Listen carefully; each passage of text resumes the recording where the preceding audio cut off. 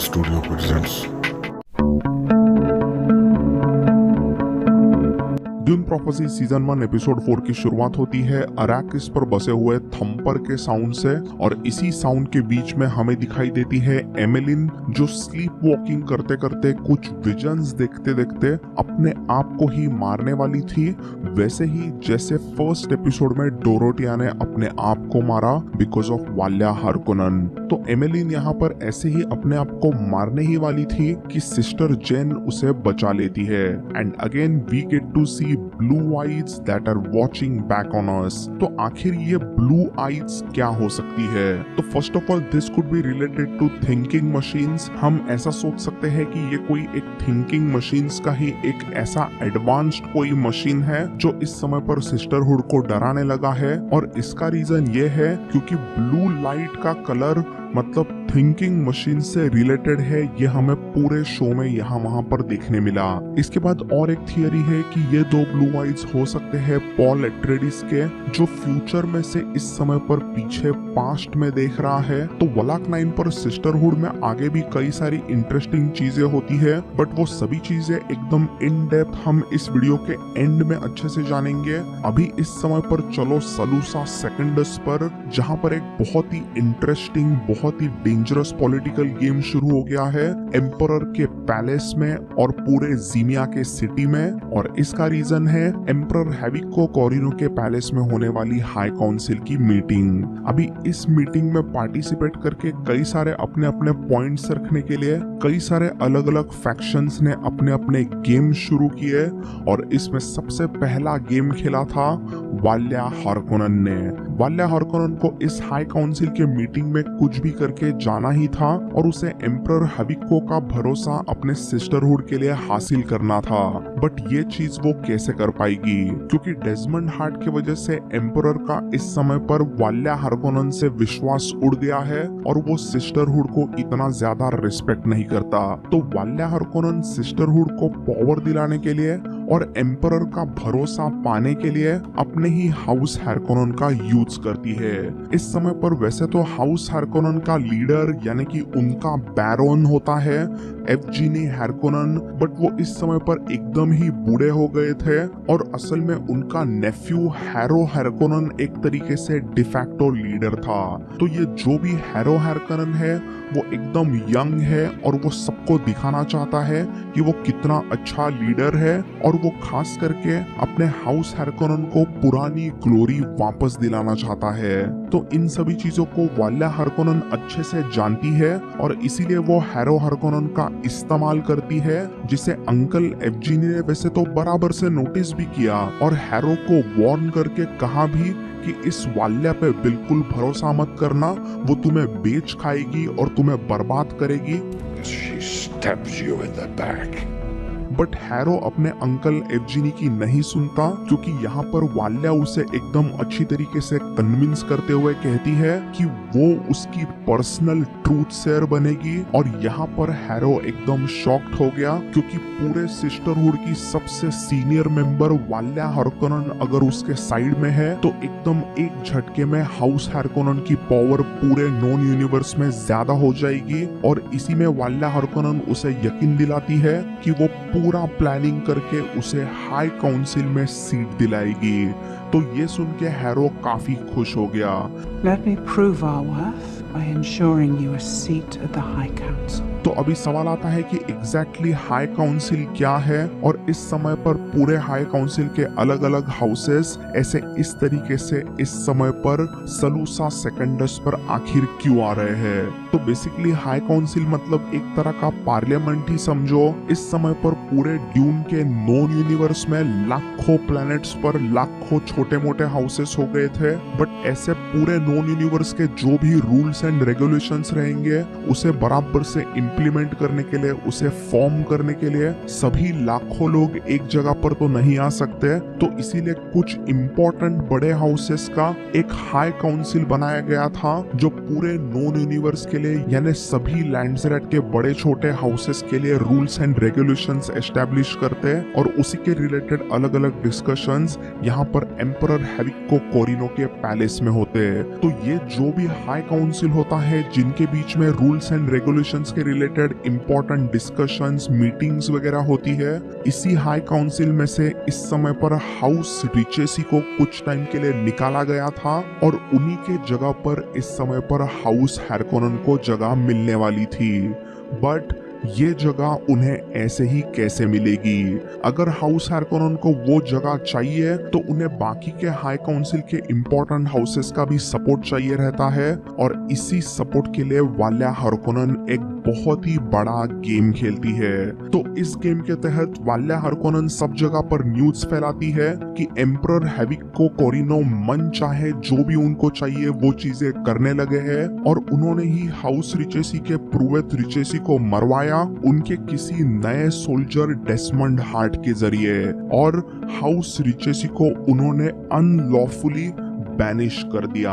तो जैसे ही ये न्यूज सब जगह पर फैलाई जाती है तो कई सारे हाई काउंसिल के हाउसेस चाहते तो थे कि वो एम्परर हैविको कोरिनो के खिलाफ डायरेक्ट इंक्वायरी करे, बट उनमें ऐसा करने की हिम्मत नहीं थी, क्योंकि ऐसा करना मतलब एक तरह से तुम डायरेक्टली एम्परर हैविको कोरिनो को चैलेंज ही कर रहे हो। तो अगर एम्परर हैविको को चैलेंज करना है तो वो करेगा कौन? तो इन सभी हाउसेस के लीडर्स को उनकी ट्रूथ शेयर्स के तो इस तरीके से वाल्या ने अपने कई सारे अलग अलग ट्रूथ शेयर्स का इस्तेमाल करते हुए हाई काउंसिल के हाउसेस के लीडर्स को इन्फ्लुएंस करना शुरू किया और इसीलिए वो सभी हाउसेस के इम्पोर्टेंट लीडर्स हैरो हैर्कोनन से जाके मिले और उन्होंने उसे कहा कि हाउस हैर्कोनन को एम्परर हैविको कोरिनो के खिलाफ एक फॉर्मल इंक्वायरी करनी चाहिए पूरे हाई काउंसिल के तरफ से।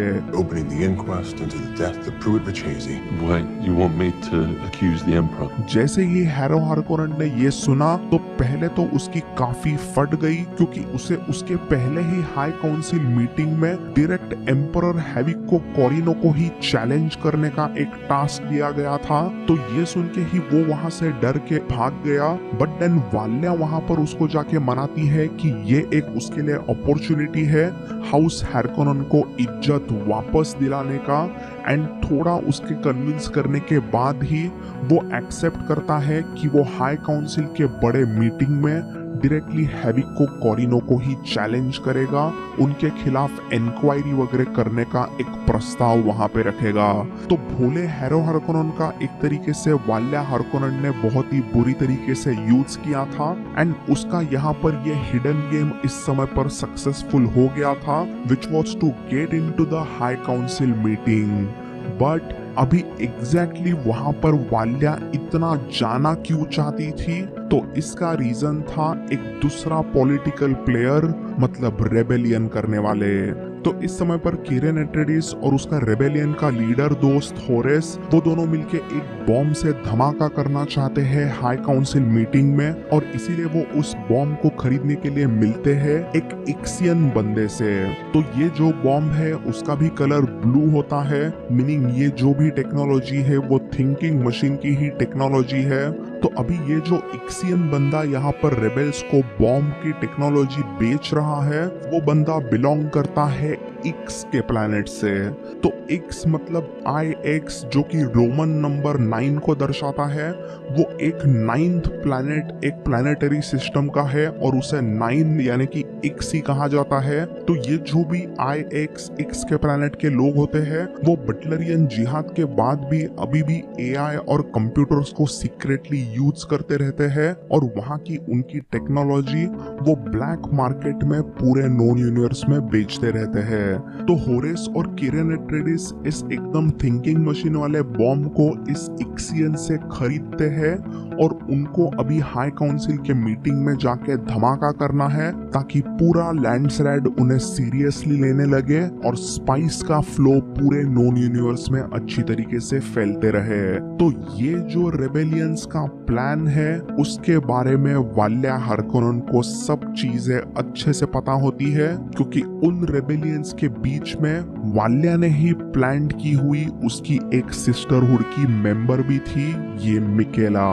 तो इस मिकेला के वजह से वाल्या को पहले से ही पता था कि कीरन एट्रेडिस, होरेस और बाकी उसके रेबेलियंस इस तरीके से बॉम्ब ब्लास्ट करने की एक कोशिश करेंगे, और वो ब्लास्ट होने के पहले ही वाल्या हार्कोनन कीरन एट्रेडिस को मार गिराएगी और सबको बचाकर वो हाई काउंसिल और एम्परर के सामने हीरो बनेगी। ये उसका एक लंबा बड़ा प्लान था।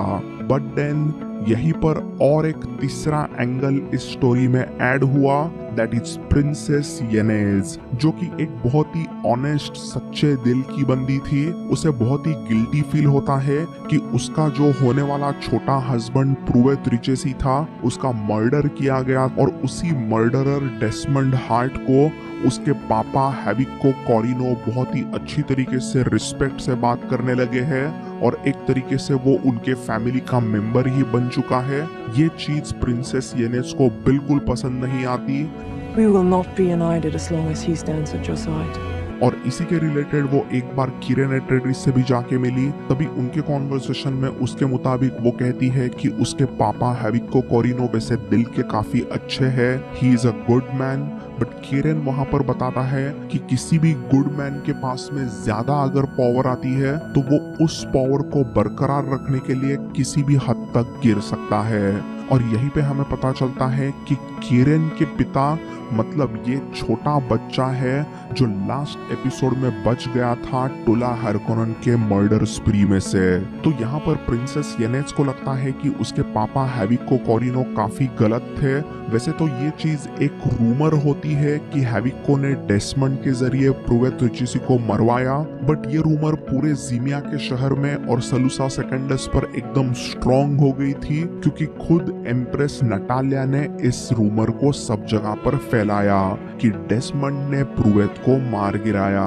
तो उसके मुताबिक ऐसा उसने इसलिए किया क्योंकि एम्परर हैविको कॉरिनो कोई भी बोल्ड स्टेप नहीं लेते जब तक उन्हें कोई पुश नहीं करेगा। तो ये रूमर फैलाकर नटालिया ने हैविको कॉरिनो को कुछ डिफिकल्ट फैसले लेने पर मजबूर ही कर दिया, ऐसा हो गया था। तो नटालिया यही चीज डेस्मंड को जाकर बताती है और उसे वहां पर वो कुछ सर्वेलेंस का फुटेज भी देती है और उसे बताती है कि डेस्मंड को भी अभी कुछ डिफिकल्ट फैसले लेने पड़ेंगे। जो भी रेबल्स वगैरह यहाँ पर इस सर्वेलेंस फुटेज में दिख रहे हैं उनको खत्म उसको करना ही पड़ेगा। डेस्मंड ने एम्परर के कई सारे सोल्जर्स को जीमिया में थिंकिंग मशीन्स की टेक्नोलॉजी ब्लैक मार्केट में बेचने वाले लोगों को पकड़ने के लिए भेज दिया। देन इसके बाद finally we come to the big high council meeting, जिसमें हैरो हार्कोनन आता है और उसने लंबा भाषण देना शुरू कर दिया, जिसमें वो डायरेक्टली हैविको कॉरिनो को अक्यूज करने ही वाला था।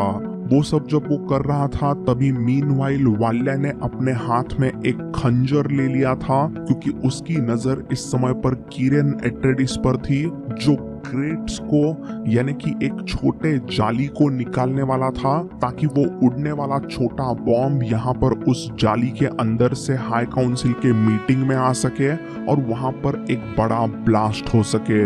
तो वाल्या उसे मारने ही वाली थी और हैरो हार्कोनन प्रूवेट रिचेसी के डेथ के रिलेटेड फॉर्मल इंक्वेस्ट डायरेक्टली हैविको कॉरिनो के खिलाफ करने ही वाला था कि तभी I can answer that. The Imperial House. तो प्रिंसेस येनेज ने ही अपने पिता के फेवरेट सोल्जर डेस्मंड हार्ट को अक्यूज किया कि उसने प्रूवेट रिचेसी का मर्डर किया। और ये जैसे ही सुना तो सभी लोग शॉक्ड हो गए, क्योंकि Desmond heart is directly linked with imperial house यानी कि हाउस कॉरिनो। तो जैसे ही ये होता है तो कीरन एट्रेडिस क्विकली जाली को यानी देती है, क्योंकि इस समय पर अजीब ही चीज इस पूरे हाई काउंसिल के मीटिंग में हो गई थी। यहाँ पर येनेज कहती है कि डेस्मंड हार्ट ने ही प्रूवेट को मार गिराया। तभी वहां पर अचानक से दरबार में इक्सियंस को लाया गया था, जो फॉरबिडन एआई टेक्नोलॉजी को जीमिया के ब्लैक मार्केट में बेचते रहते हैं। तो इफ यू रिमेम्बर, इस इक्सियन ने बॉम्ब बेचा था रेबेल लीडर होरेस को, तो उसे भी यहाँ पर लाया गया और होरेस को भी घसीट कर लाया गया। एंड और एक ये मुच्छड़ बंदे को भी दरबार में लाया गया था, जिसने एक छोटे रोबोट को खरीदा था एक हाई काउंसिल मेंबर से ही। तो वो बंदा भी यहाँ पर डर गया। जैसे ही डेसमंड को येनेस अक्यूज करती है कि उसने प्रूवेट को मारा, तो वहाँ पर डेसमंड ने अपना एक अजीब ही नहले पे दहला खेला। वो सीधा कहता है कि अरे तुम क्या मुझे अक्यूज करोगे और तुम क्या मुझे ऑर्डर के बारे में बताओगे, जब पूरे इंपीरियम में अभी भी फॉरबिडन टेक्नोलॉजी यानी कि थिंकिंग मशीन्स, एआई, कंप्यूटर वाली टेक्नोलॉजी यूज होती रही है। डेसमंड के मुताबिक उसने प्रूवेट रिचेसी का मर्डर नहीं किया, बट उसने प्रूवेट रिचेसी को एग्जीक्यूट किया। उसको उसने सजाए मौत दी, क्योंकि प्रूवेट रिचेसी के पास में थिंकिंग मशीन्स की टेक्नोलॉजी वाला वो एक टॉय था। और वैसे ही फॉरबिडन टेक्नोलॉजी का इस्तेमाल करके आज इस पूरे हाई काउंसिल को बॉम्ब ब्लास्ट में उड़ाने का प्लान कुछ रेबल्स कर रहे थे। Had rebels detonated this thinking machine, Desmond heart के ऐसा कहते ही कीरन एट्रेडिस को पता चली गया कि रेबल्स का अभी प्लान पूरा चौपट हो गया है। और यहाँ पर डेसमंड सीधा हैविक को, कॉरिनो को कहता है कि क्या आप थिंकिंग मशीन्स का इस्तेमाल करके यहाँ पर बॉम्ब ब्लास्ट करने वालों को बुरी सजा दोगे? मैं आपके ऑर्डर का वेट कर रहा हूँ। तो एम्परर हैविक को कॉरिनो अपनी मुंडी हिलाकर एक तरीके से हाँ कहता है कि वो सभी को सजा देगा। और जैसे ही उनका ऑर्डर मिला, तो डेसमंड हार्ट ने अपने पावर्स का यूज भरे हाई काउंसिल के मीटिंग के दरबार में ही यूज करना शुरू कर दिया। और जिन्होंने भी थिंकिंग मशीन्स का यूज किया, उनको वो एक एक करके मार गिराने लगा। जैसे ही वो ये सब चीजें कर रहा था, तो इस बार वो काफी हर्ट भी हुआ।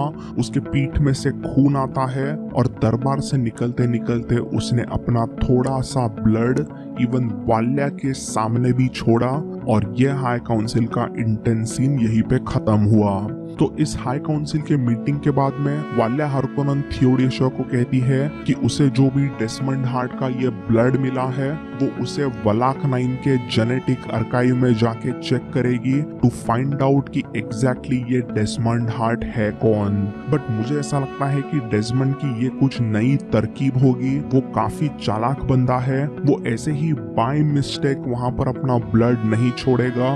उसने प्रोबेबली जानबूझ के अपना ब्लड यहाँ पर वाल्या के सामने थोड़ा सा छोड़ दिया ताकि वो उसे कुछ इस्तेमाल करे। बट एग्जैक्टली ऐसा उसने क्यों किया हो सकता है, वो चीजें हमें नेक्स्ट एपिसोड में देखने मिलेगी। देन हम नेक्स्ट सीन में मिलते हैं अंकल एवजीनी से, जो वाल्या हार्कोनन को बहुत ही भला बुरा कहने लगे थे। वो कहते हैं कि वाल्या एक सेल्फिश कमीनी सॉर्सरस है जो अपने फायदे के लिए सभी का इस्तेमाल करती है। अंकल एवजीनी के मुताबिक वाल्या के बदला लेने के आग के वजह से ही, उसके कमीनेपंती के वजह से ही उसके भाई बहन टुला और ग्रिफिन भी बुरे बने। और उसी वजह से वो वाल्या को कभी भी रिस्पेक्ट नहीं करते। वो एक कमीनी सॉर्सरस है। और ऐसी बहुत ही बुरी चीजें अपने बारे में सुनकर वाल्या वहां पर अपने अंकल एवजीनी को मार गिराती है। एंड देन यहाँ पर अचानक से ग्रिफिन आ गया।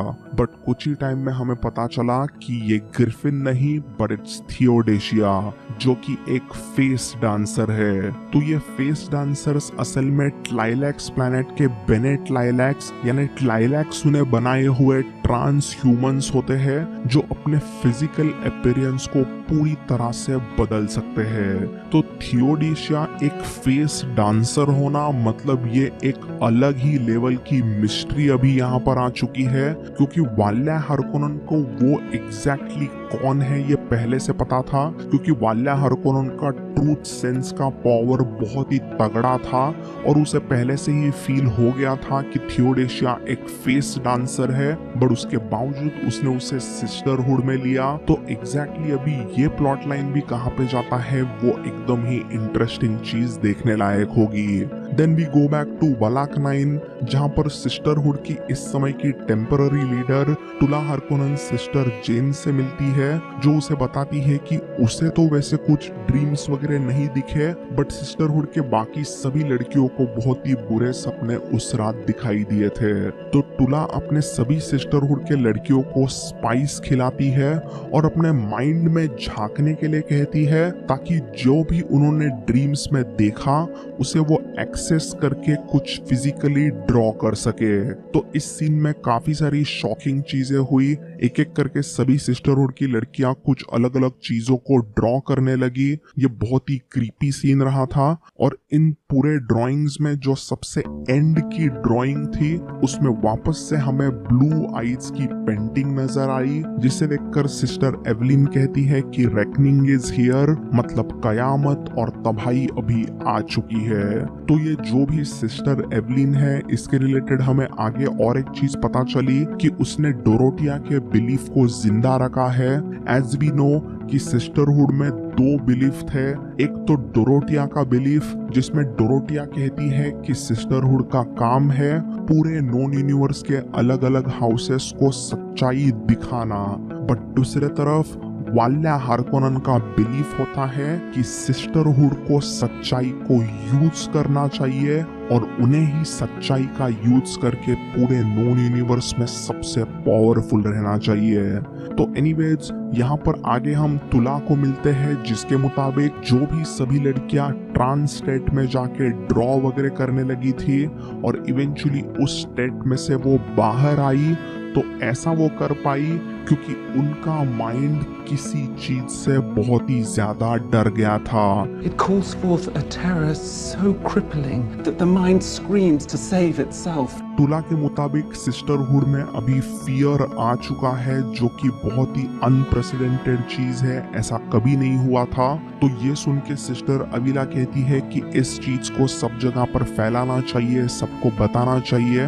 बट तुला कहती है कि अगर वो डर को, फियर को सब जगह पर फैलाएंगे तो और भी ज्यादा हिस्टेरिया होगा, मतलब सब जगह पर अफरा तफरी मच जाएगी। If what killed Kasha is rooted in fear, then fear is the last thing we should be spreading. Eventually इस एपिसोड के एंडिंग में टुला को दिखाई देती है एवलिन, जो उसे अक्यूज करती है कि टुला ने डोरोटिया को मारने के प्लान में मदद की और उसने कई सारे अट्रेडिस को बहुत ही बुरी तरीके से मार गिराया और एवलिन उस चीज को सबको बताएगी। ऐसा कह के एवलिन वहां से जाने लगी तो टुला उसको पकड़कर उसको मार गिराती है, बट जैसे ही उसने वो किया तो वो उस ड्रीम में से बाहर आई। यहाँ पर हमें पता चला कि ये स्पाइस के वजह से टुला ने देखा हुआ एक तरह का विजन था। तो जिस स्पाइस चेम्बर में लाइला रखी गई थी वो स्पाइस चेम्बर अभी ओपन हो गया था और उसमें से काफी सारा स्पाइस बाहर आया, जिसे टुला ने इनहेल किया और उसी वजह से ये उसे एक अजीब सा विजन दिखा था। तो लास्ट में हम लाइला को भी मिलते हैं, जो स्पाइस चेम्बर में से एकदम सेफली अभी बाहर आ चुकी थी। उसकी आंखें ब्लू हो गई थी और प्रोफेसी के अनुसार अभी लाइला भी ट्वाइस बॉर्न बन चुकी है, once in blood and now this time in spice. तो डेस्मंड हार्ट प्रोफेसी का एक कैंडिडेट जरूर है, बट अभी लाइला भी प्रोफेसी की सेकंड कैंडिडेट बन चुकी है। तो लाइला बच तो गई, बट अभी सवाल आता है कि ये लाइला वही लाइला है क्या जो कि सिस्टरहुड की मेंबर थी, क्योंकि उस स्पाइस बॉक्स में से बाहर आते ही लाइला को पता ही नहीं था कि वो आखिर है कहाँ पर। वो इवन टुला को पूछती है कि वो कहाँ पर है। तो ऐसा हो सकता है कि ये एक्चुअल में असल में कोई लाइला है नहीं, this could B N abomination. तो एग्जैक्टली ये लाइला कौन है वो भी हमें। इस वीडियो को लाइक करें, शेयर करें अपने फ्रेंड्स के साथ और सब्सक्राइब करें चैनल को अगर आपने अभी तक सब्सक्राइब नहीं किया। और नेक्स्ट वीडियो में आप लोगों से मिलते हैं किसी ब्लॉकबस्टर मूवी का या सीजन का रिव्यू और एक्सप्लेनेशन लेके। तब तक के लिए अपना ख्याल रखें, अपने से जुड़े लोगों का ख्याल रखें। अल्लाह हाफिज। But I've known you too long, it hurts to watch your blue eyes fade to gray as you fade away, as you fade away. Yeah, I'm about to fade away, cause every time I wake up I feel like it's Monday. Something's going wrong with all the chemicals up in my brain. All of a sudden I don't look at anything the same way. Gotta build up of my thoughts sitting in an ashtray. I'm sorry that I'm so inconvenient, okay. Just let me be me and I'll stay out of your way.